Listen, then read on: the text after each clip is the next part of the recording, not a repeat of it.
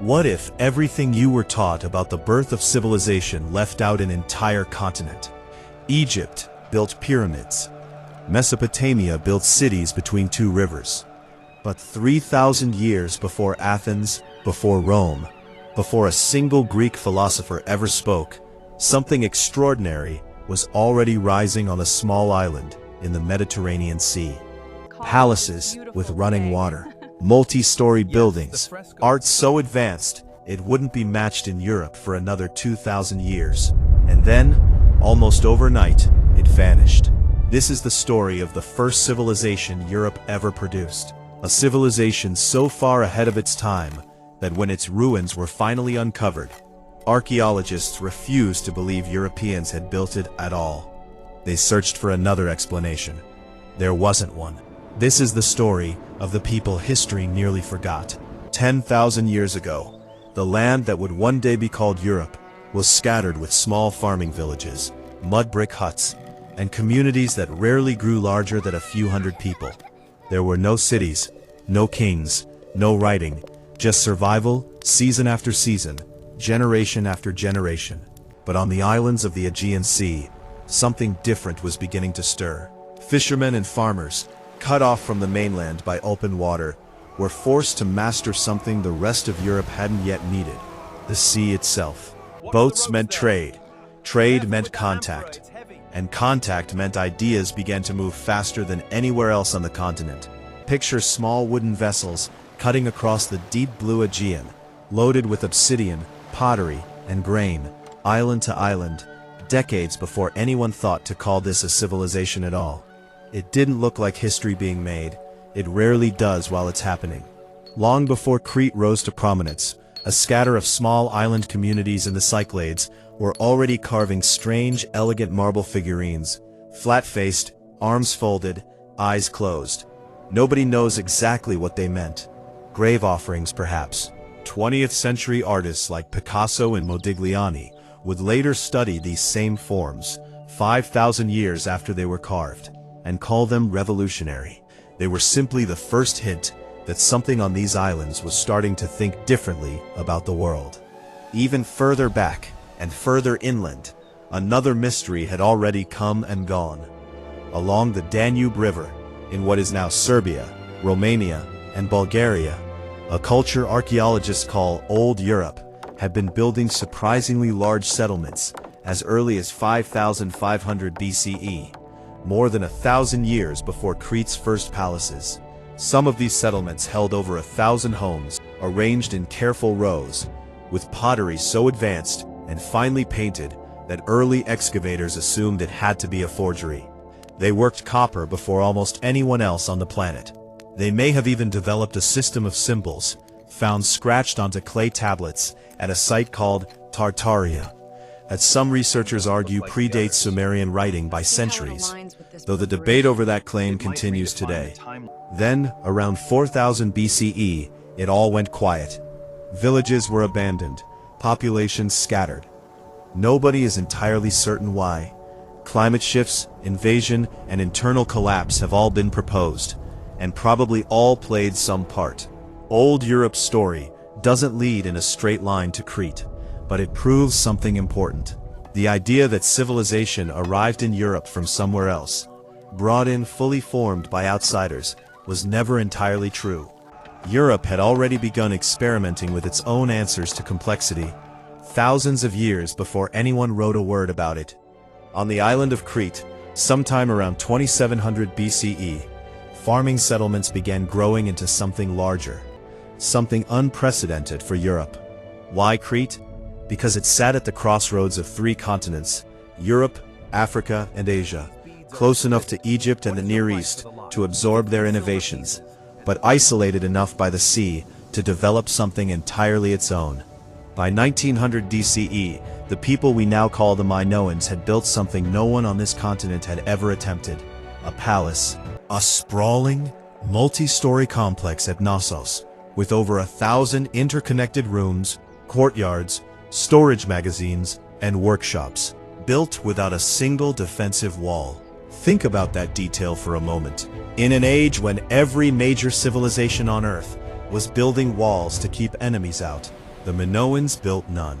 Either they feared no one, or the sea itself was wall enough. Step inside the palace at Knossos, and the sophistication becomes almost unbelievable for its era.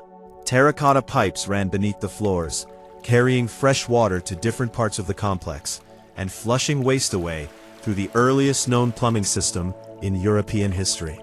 Light wells cut through multiple floors to bring sunlight into rooms deep inside the structure. Staircases connected as many as 4 stories, built to withstand the earthquakes that constantly threatened the island. The walls were covered in frescoes bursting with color, dolphins leaping through painted seas, young athletes vaulting over the horns of charging bulls, women in elaborate dresses with piercing painted eyes, watching processions that ended 3,500 years ago. And the Minoans wrote. Their script, known today as Linear A, still hasn't been fully deciphered. Somewhere in those unread symbols could be names, laws, prayers, or trade records. A voice from Europe's first civilization that we still cannot fully hear. Storerooms at Knossos held rows of enormous ceramic jars called pithoi, some taller than a grown man, capable of holding hundreds of gallons of olive oil, wine, and grain. This wasn't just storage, it was insurance against a bad harvest, and evidence of a central authority organized enough to collect, store, and redistribute food across an entire island. Nothing on this scale had existed in Europe before it. Even their bathrooms hint at a level of comfort almost startling for the Bronze Age. Archaeologists uncovered what may be the earliest known flushing toilet in human history inside the palace, connected to the same drainage system that carried water beneath the floors. 3,500 years before indoor plumbing became common anywhere else on the continent. Someone in Knossos sat down, used one, and thought nothing of it. By 1700 BCE, Minoan ships dominated trade across the eastern Mediterranean. Cretan pottery has been found in Egypt. Egyptian artifacts have been found in Crete. Minoan frescoes, painted by Minoan artists, have been discovered on the walls of a palace in ancient Israel, thousands of miles from home. This wasn't conquest. There is almost no evidence the Minoans built an empire through war.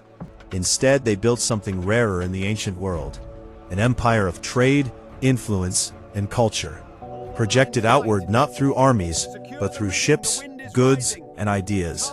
Later Greek legends would remember this power in myth. Stories of King Minos, ruler of Crete, so dominant that even Athens was said to send tribute across the sea.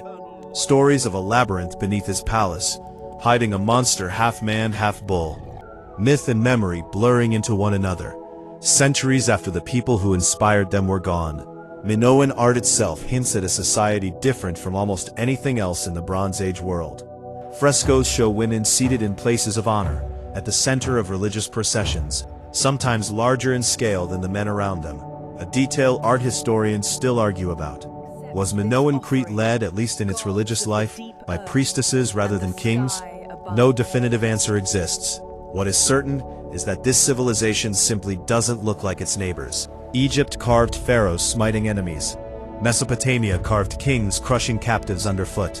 Crete painted dolphins, dancers, and flowers.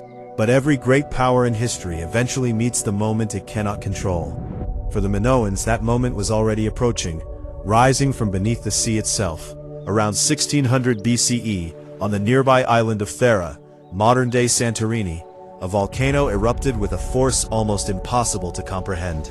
It remains one of the largest volcanic events in recorded human history, powerful enough to be detected in ice cores on the opposite side of the planet. The island of Thera was gutted, its center collapsing into the sea and forming the dramatic caldera tourists photograph today. Tsunamis, some estimates suggest waves over 100 feet high, would have raced across the Aegean and slammed directly into the northern coast of Crete, home to the Minoans' harbors, their ships, and their trade routes. For decades, historians assumed this single eruption ended Minoan civilization in an instant. The truth, uncovered through more careful archaeology, is stranger and more tragic. The Minoans survived the eruption. They rebuilt, and then, slowly, over the following century and a half, they declined anyway. weakened harbors, disrupted trade routes, damaged farmland from ashfall. A civilization that had thrived on connection to the wider Mediterranean was suddenly, painfully isolated.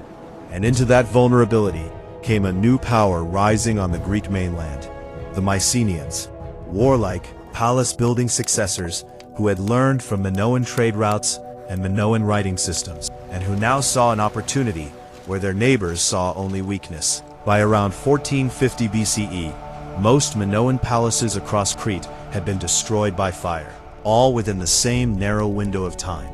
Archaeologists still debate whether this was invasion, internal rebellion, or a final catastrophic earthquake.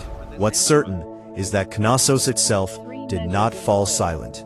It was occupied by new rulers, speaking a new language, adapting the old Minoan writing system into something new. Linear B, the earliest confirmed written form of Greek. Europe's first civilization didn't simply vanish. It was absorbed, piece by piece, into the civilization that replaced it. For over 3,000 years, the story of the Minoans disappeared entirely. Their palaces crumbled beneath centuries of dust and soil. Their writing went unread. Even the Greeks, who told stories of King Minos and his labyrinth, had no idea an entire civilization once lived beneath the myth. It wasn't until 1900 that a British archaeologist named Arthur Evans began digging into a low hill on Crete that local farmers had long called Kephala. Within days, he uncovered walls. Within weeks, an entire palace complex began emerging from the earth. Frescoes, storerooms, staircases, plumbing. A civilization nobody in modern Europe had known existed. Evans named them the Minoans, after the legendary King Minos, because their true name, whatever they once called themselves, had been lost along with almost everything else about them. Europe's first civilization built palaces with running water 2,000 years before Rome. They painted dolphins on the walls of buildings that predate the pyramids of Giza by mere centuries. They sailed further, traded wider, and wrote earlier than anyone else on this continent ever had before them. And then, through fire, flood, and the slow erosion of time, they were nearly erased from memory completely, surviving only as fragments of Greek myth, until a hillside on Crete finally gave up its secret.